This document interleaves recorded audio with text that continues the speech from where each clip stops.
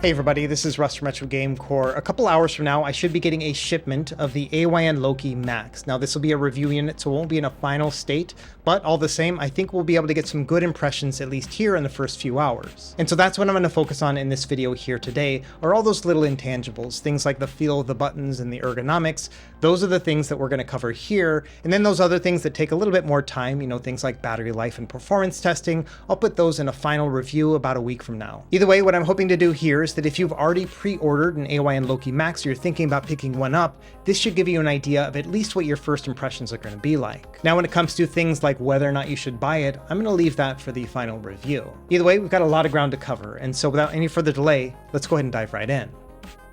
Okay, let's get started with the unboxing. Like I mentioned before, this is a review unit, and so there may be some differences between this and the retail units which should be shipping later this month. Here's a look at the box. As you can see, it has a very shiny exterior, but you can slip this cover off right here, and this is the actual box inside. It does have a neat little mechanism here where it actually opens from the center of the box. And within here you have a one-page instruction manual. This is basically a diagram of all the different buttons, and there are some different functions and hotkeys that you can press within Windows, and I'll show you a few of those here in this video. Further inside we have a tempered glass screen protector and then the device itself, so let's take a look. And first impressions here, this is quite a bit more rounded and chunky than I was first expecting. Part of that probably has to do with the fact that I was expecting a more Odin-like size and feel. But if I had to guess, they probably completely redesigned the entire device from the ground up. Either way, I think this is a pretty good size for a handheld PC, definitely not small by any means, but all the same it's got a good heft to it and definitely feels smaller than something like a Steam Deck. After those initial impressions, my next thought was the fact that these bumps here on the back are much more prominent than I was expecting as well. Generally, a lot of these smaller handhelds will have some sort of ergonomic grip here on the back, but I would say that these stick out quite a bit more than others that I've seen within the same size. And then after that, my third impression was that these joysticks stick out a lot more than I was expecting. In fact, I would say these are about the same height that you would find on a full Xbox or PlayStation controller. And then along the lines of my other first impressions, I did appreciate the fact that we have front-firing speakers right here, and I also like the fact that the bottom front corners right here are rounded and recessed a little bit as well. This is similar to how it is on the Steam Deck, and I think it's going to make it more comfortable to hold. And I think other than those little touches here and there, this is a pretty standard size and shape when it comes to a handheld PC. So let's go ahead and start talking about the controls. I want to start with the analog sticks because these ones are just so prominent and unique. Like I mentioned, they stick out quite a bit, but they also have a huge range of motion right here. In addition, these have a very smooth and gliding feel to them. In fact, they are so easy to press down on. Without even turning on the device itself, and just based on the hardware alone, this feels like one of the best analog sticks I've ever used on a handheld before. In fact, when you compare it to something like an Xbox controller, it actually feels like the Loki has a wider range of motion and feels a little bit smoother as well. And same thing with the DualSense controller. In fact, I think the Loki sticks are better than these two right here. Probably the closest comparison is going to be the AYN 2. This one also uses Hall sensor analog sticks and has a very smooth feeling as well. The only thing I don't like about the analog sticks on both the AYN 2 and the Loki are the caps. And these are both very similar. They have a circular design to them that just doesn't feel very good compared to something that's a little bit more bumpy. And so if I had to make one complaint about these analog sticks is that I wish the caps were just a little bit more grippy instead. However, when it comes to the overall height and the range of motion as well as that smooth gliding feel, I really think that these Loki sticks right here are some of the best I've ever tried. Moving over to the D-pad, the controls here are a dome switch. They have a very soft clickiness to them. What this means is they don't have a rubber membrane connection, so it's not going to have that classic retro feel to it. Instead, it'll be a little bit more clicky, so something like a Nintendo Switch Joy-Con or the PS Vita controller as well. Overall, I think it takes less effort to press on the D-pad right here compared to something more standard like a rubber membrane connection. And for comparison, here is the AYN Odin. And I would say comparing these two, the Odin D-pad is definitely smaller and a little bit looser feeling than what's on the Loki. Now don't get me wrong, I still think this D-pad is very good and precise, but if I had to choose between the two, I think I would prefer the Loki one. It's a larger D-pad overall, but still has that very precise feel to it, but with a little bit more tightness as well. And so I think just like with those analog sticks, they really nail the D-pad on the Loki. Now another thing I like about the layout of these controls is the overall design. As you can see right here, the D-pad is a little bit more inboard than it is out. What that means in practical terms is that even though yes, your thumb has to go a little bit low to actually reach the D-pad, the fact that it's inset like this makes it more comfortable to actually use. And as you can see, they did the same design with the right analog stick. And I think that a V-shaped pattern like this is actually quite a bit more comfortable than just having them in a line. Not only that, it makes it so the right analog stick doesn't get in the way of your face buttons either. Looking at the rest of the left side, we have a small microphone input right here, and then we have our select button or menu button. This also has a soft dome connection to it, and so pressing on this button is very similar to how it is when you're pressing down on the D-pad as well. And then finally here on the bottom, we have what they call the home button, which also has that same soft click. And then below that, we have one of our two front-firing speakers. Over on the right side, we have our start button, again with a soft dome click to it. And then below that, we have what they call the LCC or Loki Control Center button. Of course, we also have that right analog stick, which is also inset like the D-pad, which feels very ergonomic. And then finally, we have our face buttons. A couple observations about these real quick. Number one, they have a matte finish to them, and they are also flat in shape.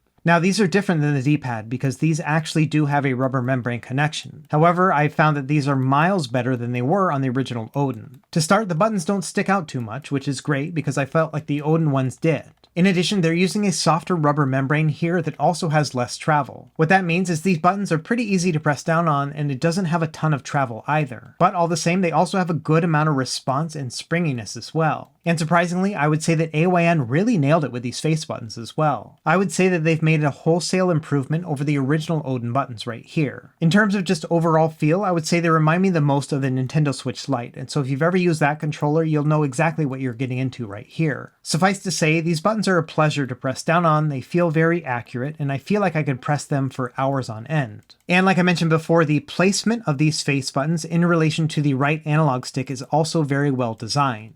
I can reach these buttons very easily, and I can also press down on more than one of them at a time. And the nice thing about this is the right analog stick does not get in my way at all. On a lot of other handheld devices, you basically have to position your thumb so that it reaches over your analog stick, but on the Loki, this can comfortably sit to the side, and I think that's a really good thing considering how high these analog sticks are overall. In a nutshell, when it comes to all these front-facing controls, including the analog sticks, D-pad, and face buttons, I'm pleasantly surprised about each of them.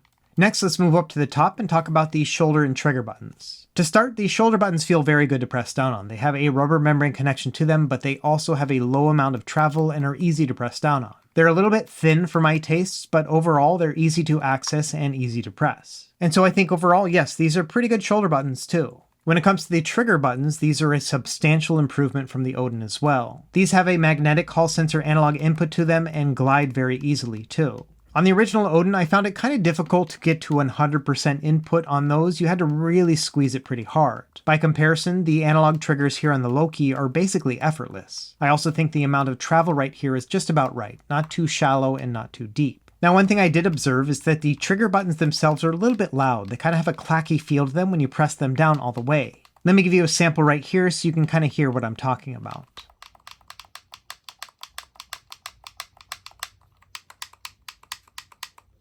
In the end, I don't think this is the end of the world at all, but it is something that I found to be a little bit louder than I was expecting. So it might be something that would bother your partner in bed at night. Okay, let's take a look at the rest of the hardware. We'll start with the top here. You can see we have a big exhaust vent here on the left. And then from there, we have our volume buttons up and down, as well as an LED charging indicator and our power button. Looking at the bottom here, we have an SD card slot on the left, which has a little flap right here. This is a hard plastic flap, and it's pretty easy to take it off and put it back on. It also has a small piece of rubberized plastic to hold it into place. Also on the bottom, we have a headphone jack and a USB 4.0 port. It also looks like there's a small hole right here, which might be another microphone input. Now along each of these sides, we have an LED strip, and we'll test that here in a minute. And then finally, let's take a look at the back. Now inside the fan intake thing here on the right, we do have a small square. And initially I thought maybe they hadn't put the logo on yet. But it turns out there's an LED light underneath this, and so when all the other LEDs are going, this will actually match the same color. And honestly, I think this is a pretty nice feature right here, especially compared to the gaudy branding that we had on the AYN Odin.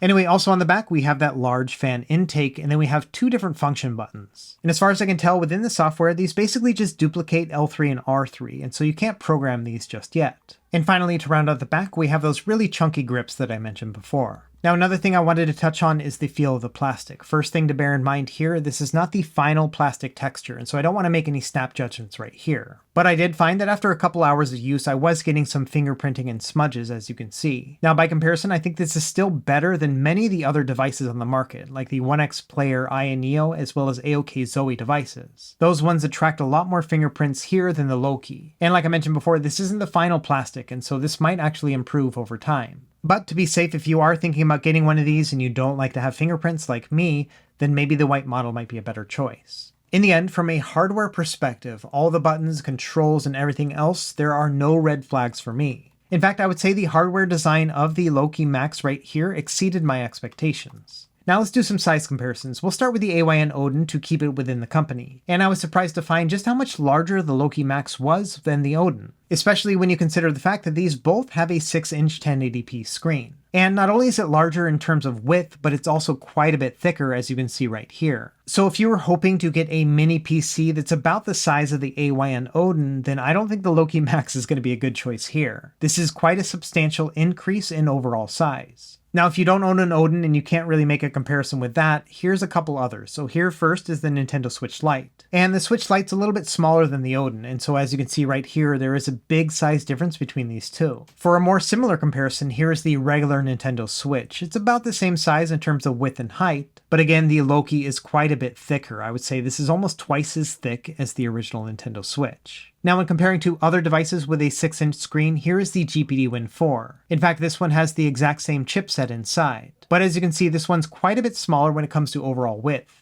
And I was also surprised to find that in terms of thickness, these two are about neck and neck. A lot of that has to do with the larger grips on the Loki, but all the same, when you lay them on a surface like this, they both stick out about the same amount. Now, if you watched my GPD Win 4 review, you know this is a pretty darn thick device because of that slide-out keyboard right here. Another 6-inch device is the AYN Neo Air Plus. Now this one here is the i3 edition, but the 6800U one, which has the same chip as the Loki Max, also has the same body. I just didn't have it on me for this filming right here. Either way, as you can see here, the Loki Max is slightly larger than the Air Plus, but overall I think the design with the D-pad and the right analog stick on the Loki Max is a much more comfortable position. And I think in terms of just overall comfort and ergonomics, the Loki Max is going to be better over long-term use. However, one thing to bear in mind is the Loki Max is quite a bit thicker. For example, here's the Air Plus at its thickest point, where we take the height of the joystick as well as the bottom grip. And we're looking at somewhere close to about 37 millimeters in thickness. By comparison, the same spot on the Loki Max is about 10 millimeters larger.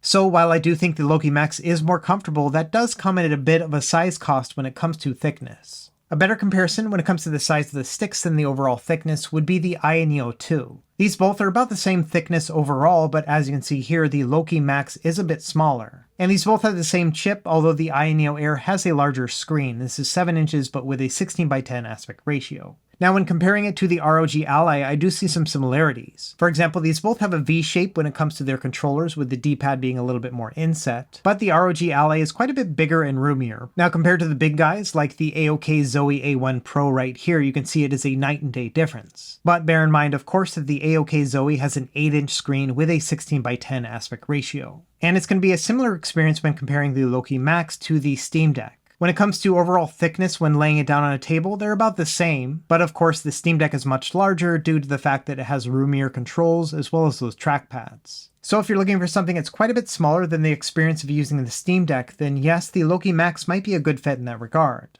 Okay, next let's do some weight comparisons. We'll start with the Loki Max here at 568 grams. And that is a pretty significant weight. For example, it's 200 grams heavier than the AYN Odin. And it's still quite a bit heavier than something like the original Nintendo Switch or even the Nintendo Switch OLED edition. However, when it comes to handheld PCs, there are not many that are going to be lighter. For example, yes, the AYN Neo Air Plus is about 50 grams lighter, but really that's about it. For example, the GPD Win 4 is heavier than the Loki Max, and same thing with the ROG Ally, which is about the same weight as that GPD Win 4. And when you move up from there, it's going to get even more stark of a contrast. For example, the AYN Neo 2 is about 100 grams heavier than the Loki Max, and it's a similar story with the Steam Deck.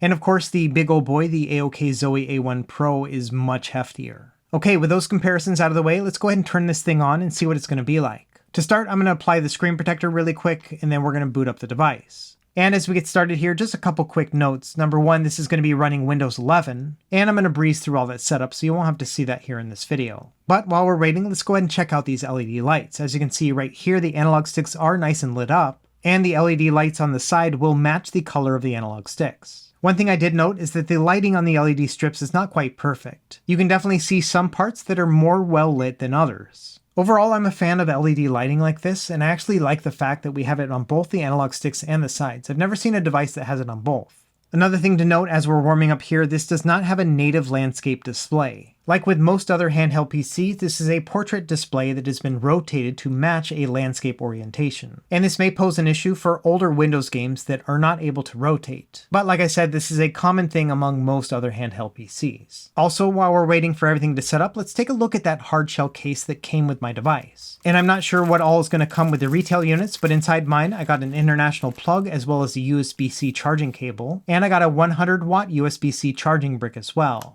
And I believe that all the pre-orders for the Loki Max will come with a hardshell case like this one here. However, if you also purchased an Odin, you should get a special one like this one. There's a little paper insert that's been glued into the top right here that just has the logo for both the Odin and the Loki and says thanks for your support. Overall, in terms of the case itself, it feels pretty good. It fits the Loki exactly and has a very solid feel to it. I wouldn't call this a premium hardshell case. It's not something like a Tomtoc case, but it is pretty close. I like the fact that it has this woven stitching here along the outside, and I also appreciate the very subtle Loki branding here on the front. Overall, I think it's a pretty solid case. Like, I don't feel like I need to be in the market to buy a new one. And the fact that it has this handle here on the top is pretty convenient as well. And finally, before we get into the software here, I do want to talk a little bit about price, even though I will go into this in detail in the final review. Bear in mind, this is the Loki Max, so it is the high-end model among the 4 different Loki products that are coming out this year. And you can see here the base price is $775. However, one thing to bear in mind is that we're still in the pre-order phase, so if you were a previous Odin backer, you can actually get a $125 off coupon. And even if you never bought an Odin before, you can use a coupon right here for $75 off that overall price. And so if you do consider buying the Loki Max, you can get it for about $700 right now. But one thing to bear in mind, for that same $700 price, you could get the ROG Ally, which is going to have more processing power at the exact same cost. Now, another feature I did want to mention is the fact that you can actually reserve a Loki Max instead of paying for all of it up front. And this setup is pretty similar to how it was with the Steam Deck, so you put $25 on, and then when it's ready to be shipped, they'll charge you the full amount. But bear in mind that this won't come with that $75 off coupon, so you will be paying $775 altogether.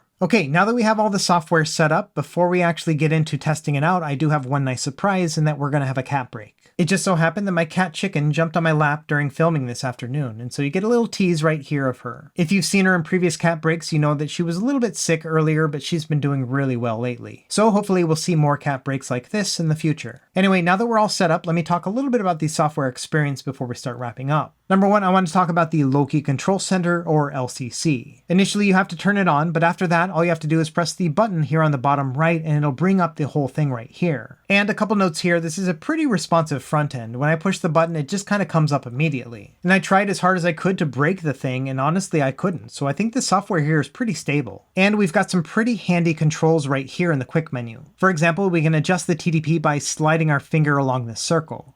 It'll go anywhere from an 8-watt low to 38-watt high. In addition, you can adjust the processing power of the CPU as well as the clock speed of the GPU right here. There's also a boost button here on the top left. I'm not really sure what that's doing. I'll have to test that more thoroughly later. Moving along, you also have volume and brightness controls right here. And in my initial testing, you can see that the display gets quite dim when you push it all the way down to 0, and it gets very bright at 100. So I think we have a good dynamic range here. On the left side, we have some fan controls. You can actually turn this to manual and set the amount if you'd like. And the fan does get pretty loud at 100% speed.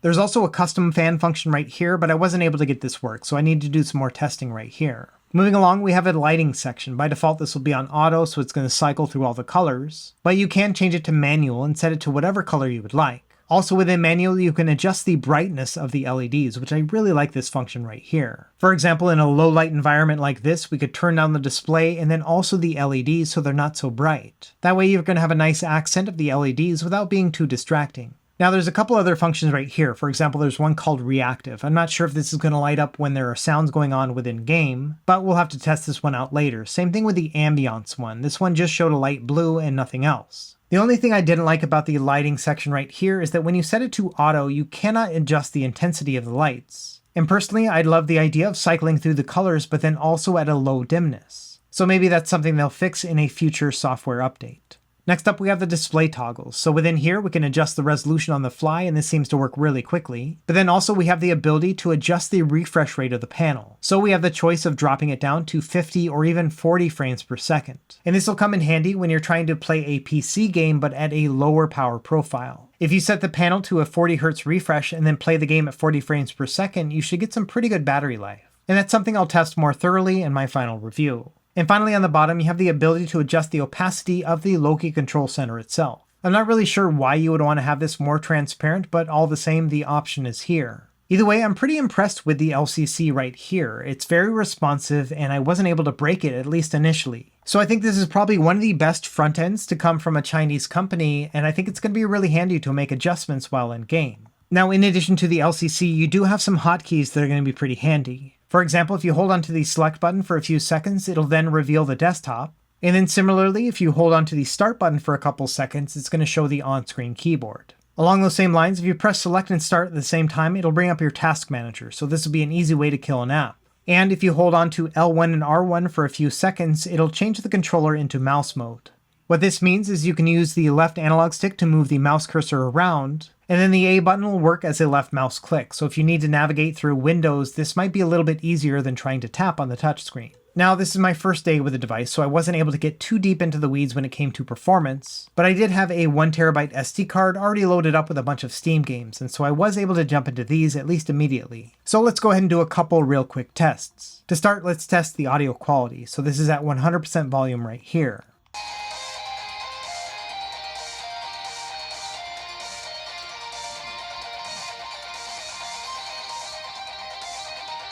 Overall, I think the audio quality here is pretty balanced. We can hear a difference between the bass and treble, but all the same, I think the bass could be a little bit more prominent, and same thing with the brightness too. I also think that the overall volume's a little bit quiet, but we'll do more thorough testing in my final review. Another thing I wanted to test was the accuracy of the D-pad, and here I am playing Celeste, and yes, this feels excellent. So yes, overall I would say the D-pad here is very precise. We'll do more thorough testing with like fighting games and Contra and stuff like that later on, but all the same, my initial impressions right here is that I'm a big fan of this D-pad. When it comes to racing games, it feels very responsive as well. I can slide back and forth between left and right very easily. So when it comes to the D-pad, I would say yes, winner winner chicken dinner. In terms of upper tier performance, here I am pushing it at the full 38 watts with 1080p low settings in God of War. And you can see I'm getting an average about 35 frames per second, which is exactly what I expected to be when pushing this chipset to the max. So at least initially, there are no issues when it comes to performance. And if we drop this down to a 720p resolution, same thing here with low settings and no FSR, we can get something that's between 55 and 60 frames per second. This is a really great experience. But I will say the feel of these analog sticks are even better than I was expecting. When it comes to feel, like the overall responsiveness and smoothness, yes, this is some of the best I've ever felt on a handheld PC. Either way, I think these initial impressions of the Loki Max are very positive. Even though I'm a little bit tired of this chipset, I'm actually looking forward to the next week of testing. Anyway, let me know what you think in the comments below and what other things you'd like me to test in my final review. As always, thank you for watching, and be sure to like and subscribe if you found this helpful, and we will see you next time. Happy gaming.